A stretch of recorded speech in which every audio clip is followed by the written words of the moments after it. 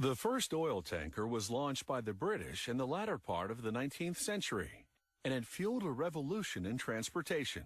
These enormous ships now dominate the world's oceans. They move millions of tons of oil daily, and without them, most of the world's economies would be powerless. The life-size version of this tanker ship will be bigger than 2 football fields. It's so big that they build it in sections called grand blocks, which they assemble by crane in a dry dock.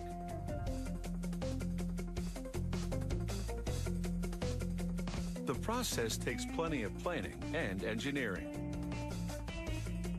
They map out the job on a computer and assign a number to each of the 110,000 parts.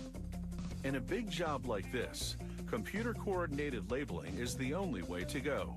They weld steel sheets to build the ship's hull.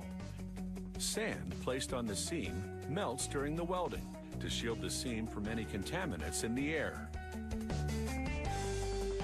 Workers ready the structural steel beams.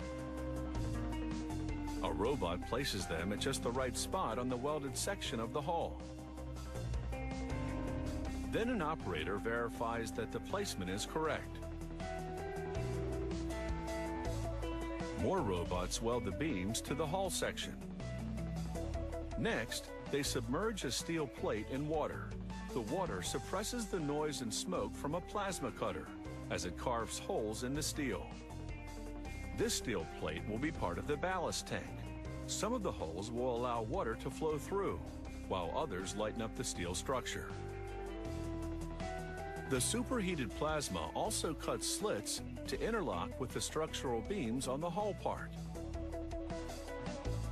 They then weld the assembly and install a top plate for a double-layered hull. Double hulls provide extra protection against oil spillage. After a paint job, powerful machinery transfers the double hull grand block to its final position on the side of the tanker.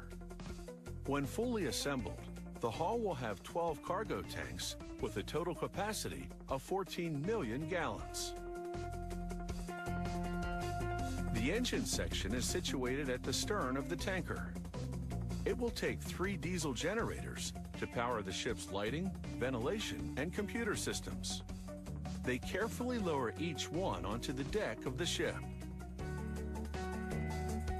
A 10,000 horsepower diesel engine will be the tanker's driving force. Installing it is a very precise business. It has to be in just the right position to turn the massive propeller. 4 months later, the hull is complete and the massive propeller is in position.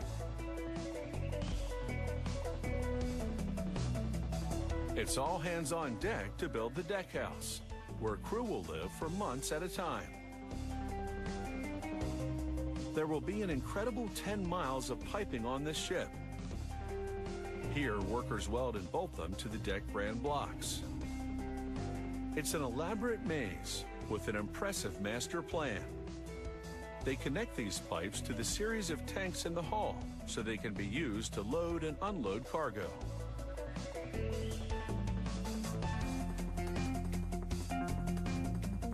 Meanwhile, inside the hull, those cargo tanks are coming together. On the very bottom, the crew builds a network of heating coils. They'll be used to heat crude oil to a more fluid form so it can be pumped out of the tanks.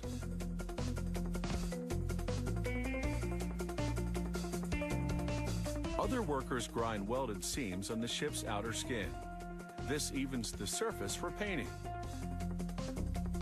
The paint is an epoxy blend that resists corrosion in salt water. They apply it in 3 or 4 layers and measure its thickness with a special ultrasonic gauge. In total, they spray more than 38,000 gallons of paint on this tanker. In this time-lapse video, our tanker comes together like toy building blocks in a matter of seconds. But as you've just learned, this is a complex job. It actually takes 16 months. A couple more months of testing, and this tanker should be good for the long haul.